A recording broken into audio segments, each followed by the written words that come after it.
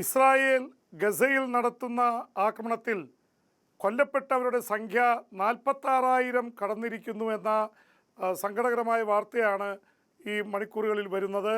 പ്രത്യേകിച്ച് കഴിഞ്ഞ മണിക്കൂറുകളിൽ തന്നെ 25ഓളം പേർ പലസ്തീനികൾ കൊല്ലപ്പെട്ടിട്ടുണ്ട്.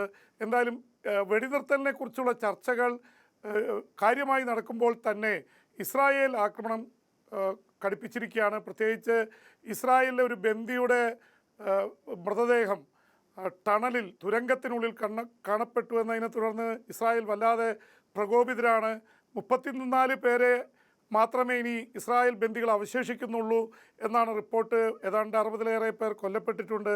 അതിൻ്റെയൊക്കെ പശ്ചാത്തലത്തിൽ ഇസ്രായേൽ ആക്രമണം കൂട്ടുന്നു. മറുപക്ഷത്താണെങ്കിൽ മരണസംഖ്യ, പലസ്തീനികളുടെ മരണസംഖ്യ 46,000 കവിഞ്ഞിരിക്കുന്നു. ഇതിനിടയിൽ വെടിനിർത്തൽ ചർച്ചകളിൽ ഈജിപ്തും ഖത്തറും അമേരിക്കയും പങ്കെടുക്കുന്നുണ്ട്. ഇത് അരികിലെത്തിയെന്ന് കഴിഞ്ഞ ദിവസം ആൻ്റണി ബ്ലിങ്കൻ പറഞ്ഞു. ഇന്ന് അമേരിക്കൻ പ്രസിഡന്റ് ജോ ബൈഡൻ തന്നെ പറയുന്നു. അതിനുള്ള സാധ്യത കൂടിയിരിക്കുകയാണ്. അതിനിടയിൽ വലിയൊരു സംഭവവാസം ഉണ്ടായിരിക്കുന്നത് ലെബനൻ്റെ പുതിയ പ്രസിഡന്റ് ജോസഫ് ആവോണുമായി American president Joe Biden phone സംഭാഷണം നടത്തിയെന്നുള്ളതാണ്. ഒരുപക്ഷെ അദ്ദേഹം നല്ല ആളാണ് എന്നുള്ള ഒരു കമൻറ്റ് വരെ ജോ ബൈഡൻ പറഞ്ഞിരിക്കുന്നു. ഇതുമാത്രമല്ല, ജോസഫ് ആവോൺ ലെബനൻ്റെ പുതിയ പ്രസിഡൻ്റായി വന്ന ശേഷം ഹെസ്ബുള്ളക്കെതിരെ തിരിഞ്ഞിരിക്കുന്നു എന്ന വാർത്ത കൂടി വരുന്നു. ഹെസ്ബുള്ളയെ പോലുള്ള സംഘടനകൾക്ക് ആയുധം കൈവശം വയ്ക്കാൻ അവകാശമില്ല. അത് ലെബനൻ്റെ ഔദ്യോഗിക സൈന്യത്തിന് മാത്രമേ ആയുധം കൈവശം വയ്ക്കാനും രാജ്യത്തിൻ്റെ സംരക്ഷണം ഏറ്റെടുക്കാനും അവകാശമുള്ളൂ എന്ന ഒരു പ്രസ്താവന ജോസഫ് ആവോൺ നടത്തിയിരിക്കുന്നു. ഒരുപക്ഷെ ലെബനൻ ഹെസ്ബുള്ളയെ തള്ളിപ്പറഞ്ഞ് ഈ യുദ്ധം അവസാനിപ്പിക്കാൻ നടത്തുന്ന ഒരു നീക്കത്തിൻ്റെ ഭാഗമായിട്ട് കൂടി അതിനെ കാണേണ്ടി വരും. അതുകൊണ്ട് തന്നെ ഹെസ്ബുള്ളയുടെ ശക്തി കുറഞ്ഞിരിക്കുന്ന അവസ്ഥ കൂടിയാണ്. കാരണം ഹെസ്ബുള്ളയുടെ പ്രധാനപ്പെട്ട നേതാക്കളൊക്കെ വധിക്കപ്പെട്ടു. ഹസൻ നസ്രുള്ള എന്ന ഹെസ്ബുള്ളയുടെ തലവൻ കൊല്ലപ്പെട്ടു. അതിന് പിറകെയാണ് പേജർ ബോംബിങ്ങിലൂടെ അല്ലെങ്കിൽ പേജർ പൊട്ടിത്തെറിച്ച് 3000-ലേറെ പേർ മരണമടഞ്ഞു എന്നുള്ള വാർത്ത പിന്നീട് വന്നത്. എന്തായാലും ഹെസ്ബുള്ളയുടെ നെറ്റ്വർക്ക് തകർത്തു എന്നാണ് ഇസ്രായേൽ അവകാശപ്പെടുന്നത്. എന്തായാലും ഇസ്രായേലിലേക്ക്, പ്രത്യേകിച്ച് വടക്കൻ ഇസ്രായേലിലേക്ക് റോക്കറ്റുകൾ അയക്കുന്നുണ്ട് ഹെസ്ബുള്ള ഇപ്പോഴും. എന്നുമാത്രമല്ല, യമനിൽ നിന്ന് ഹൂതികൾ 3 ഡ്രോണുകൾ അയച്ചു. അത് തകർത്തതായി ഇസ്രായേൽ അവകാശപ്പെടുന്നുണ്ടെങ്കിലും ഇസ്രായേലിൽ നാശനഷ്ടങ്ങൾ സംഭവിച്ചിട്ടുണ്ട്. എന്തായാലും 800 പേർ ഇസ്രായേലിൽ ഒരുമിച്ച് കൂടി. അത് പ്രത്യേകിച്ച് ഇസ്രായേലിലെ സൈനികരുടെ മാതാപിതാക്കളാണ്.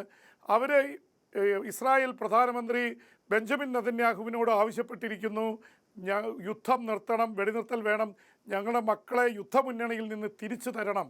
യുദ്ധം തുടങ്ങിയിട്ട് ഇപ്പോൾ 15 മാസമായി. ഒരുപാട് പേര് ക്ഷീണിതരാണ്. അവിടുത്തെ സൈന്യവും നേരത്തെ ഉണ്ടായിരുന്ന പ്രതിരോധ മന്ത്രി യോയഫ് ഗാലൻ്റ് അടക്കമുള്ളവർ യുദ്ധം നിർത്തണമെന്നുള്ള ആവശ്യക്കാരായിരുന്നു. പക്ഷേ ഇസ്രായേൽ പ്രധാനമന്ത്രി ബെഞ്ചമിൻ നെതന്യാഹു ഇതുവരെ വഴങ്ങിയിട്ടില്ല. എന്തായാലും ജനുവരി 20-ന് അമേരിക്കയുടെ പുതിയ പ്രസിഡൻ്റായി ഡൊണാൾഡ് ട്രംപ് വരികയാണ്. അതിനു മുമ്പ് യുദ്ധം നിർത്തുമെന്നാണ് ജോ ബൈഡൻ പറയുന്നത്. പക്ഷേ എന്തായിരിക്കും അവസ്ഥ എന്നുള്ളതിനെക്കുറിച്ച് വ്യക്തതയില്ല.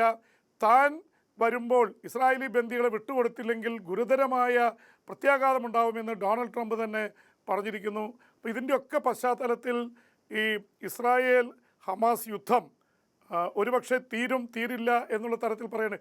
ഒരു ഭാഗത്ത് സമാധാനത്തെക്കുറിച്ചും വെടിനിർത്തലിനെക്കുറിച്ചും സംസാരിക്കുന്നു, മറുഭാഗത്ത് ഇസ്രായേൽ അതീവ രൂക്ഷമായിട്ടുള്ള ആക്രമണം നടക്കുന്നു. കുട്ടികൾ, സ്ത്രീകൾ കൊല്ലപ്പെടുന്നു. ഇസ്രായേൽ പറയുന്നത് ഹമാസിൻ്റെയും പാലസ്തീൻ ഇസ്ലാമിക് ജിഹാദിൻ്റെയും പ്രവർത്തകർ ആശുപത്രികളിലും ദുരിതാശ്വാസ ക്യാമ്പുകളിലും കയറി അവർ കമാൻഡ് സെൻറ്റർ സ്ഥാപിച്ച് ഒളിയുദ്ധം നടത്തിക്കൊണ്ടിരിക്കുകയാണ്. അതുകൊണ്ടാണ് ആശുപത്രികൾ ആക്രമിക്കുന്നതെന്ന് ഇസ്രായേൽ പറയുന്നുണ്ട്. അതിന് ഔദ്യോഗികമായിട്ടൊരു ഭാഷ്യം ഇപ്പോഴും UN അടക്കമുള്ള സംഘടനകൾ അംഗീകരിച്ചിട്ടില്ല. അതിനിടയിൽ ലോകാരോഗ്യ സംഘടനയുടെ തലവൻ ടെഡ്രോസ് അദനം രംഗത്ത് വന്നിട്ടുണ്ട്. ഗസയിൽ ഉടൻ വെടിനിർത്തൽ വേണം, അവിടുത്തെ ആരോഗ്യ പ്രവർത്തനങ്ങളൊക്കെ നിലച്ചിരിക്കുന്നു, പട്ടിണി മരണങ്ങളിലേക്കും അതുപോലെ തന്നെ രോഗങ്ങളിലേക്കും കാര്യങ്ങൾ മാറിയിരിക്കുന്നു എന്നുള്ള ഒരു പ്രസ്താവന കൂടി വന്നിട്ടുണ്ട്.